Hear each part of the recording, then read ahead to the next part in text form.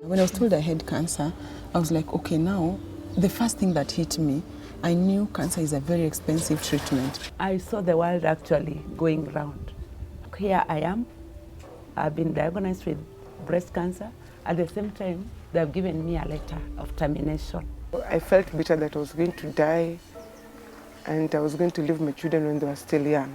I didn't sleep. I was really in panic.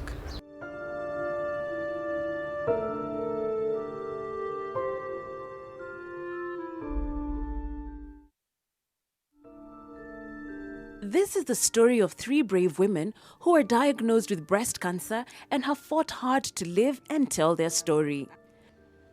They have been stigmatized, rejected, and suffered personal loss through their battle with cancer. I was an accountant by profession. Just 3 months before I was diagnosed in October 2009, I had lost both my parents. My dad had been at Kenyatta National Hospital suffering from prostate cancer. But the doctor had not told us. But we used to go and see him. He was in pain. He had been tied his legs and hands on the bed. But the fact that the doctor didn't tell us in advance, it left me with bitterness. I thought, let me Google and see what is this cancer that kills. Little did I know I was preparing for myself. I used to work with an insurance company and also run a few things like tenders. I was into tender business. Cancer treatment is not really a joke, so I had to pause it a bit for me to complete my treatment. And also, I couldn't run 2 things at a go. And also, I didn't have money to continue the business. It was the year 2012 when my husband told me that he felt a lump. I'm the second person in our clan to suffer from breast cancer. I have an uncle who had breast cancer, and he didn't know it was breast cancer because he was a man. When I told my friends and my family, some of my friends came close, some of course ran away. One of my brother ran away. In fact, he had to spread rumors that I was dying, so they were even planning on how to come and take me from here and take me back home so that I can reduce the expenses of the burial. There are some people who nicknamed me, and they used to call me bonus, meaning that I was living on a bonus life. I just had bonus days to go. So anytime I passed them, they could call me bonus and laugh. That made me feel so much demoralized, so much down. I was so much discouraged. I didn't break the news to my husband alone. So when he came, the doctor explained, what had happened. He had. He just said, you'll be fine. Then he went. He never came back until today. I got an infection which made my breast to swell, and there was a lot of pus. It became like a very heavy stone. Every day I used to go for them to remove. But even after almost a month, the breast was still very big. So I managed to go to Pakistan. I stayed there. They did the surgery once again. They said I have to stay there until the wound heals. So I stayed over here. The community at first thought that I was contagious, because I remember even as they were fetching water, a few women could handle my jerry can to fetch for me water. Others couldn't. They couldn't even come close to me, especially the time when I was going through the chemotherapy. My husband was my best friend at that time. He stood with me, especially when I went for my therapy.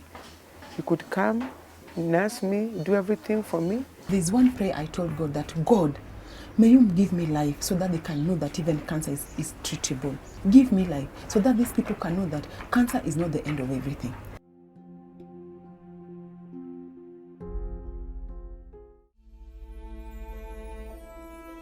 That has been the mantra for Jennifer, Mary, and Celesia, that the public may be educated about cancer and demystify all the existing myths and misconceptions. Through the Merck More Than a Patient campaign, these strong women have now been empowered to rebuild their lives and have been given renewed hope, financial independence, and are also giving back to the community around them.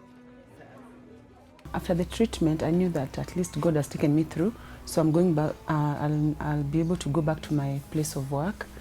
I think I had even called my boss. I told him that I'll be reporting to work in the month of July. But July is when my hubby passed on. I thank God for the organization called Merck. They came at the right time because once you're through with this treatment, it drains you a lot.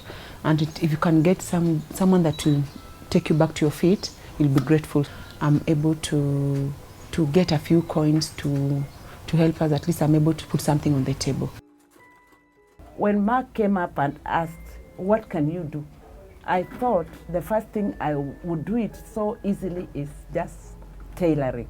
And then they came up with this machine, and now I was able to start, at least sewing some cloth. It has helped me so much because whatever I get here, at least I save a little, so that by the time the schools, when they open, I'm able at least to meet other costs related to the school. After I came back, I realized I had a passion for cancer patients because of what I went through. And then I thought I can do something about my community. I start from where people know me. One of the things we are lacking in Kenya is knowledge. People don't know. Cancer, when diagnosed early, it is not a death sentence. You can be treated and you'll be fine the way I am. Cancer is not witchcraft. And the moment your mind is set witchcraft, even if you are treated, you can't heal because your mind is already set, I've been bewitched. Their empowerment has made me feel independent. We are now able to take children back to school. At least I've learned more, I've grown strong, I've been strong. I've been also an encouragement to other people. When they see me, they see a woman who can fight. When they see me, they see somebody bold. When they see me, they see somebody who has a brighter future ahead.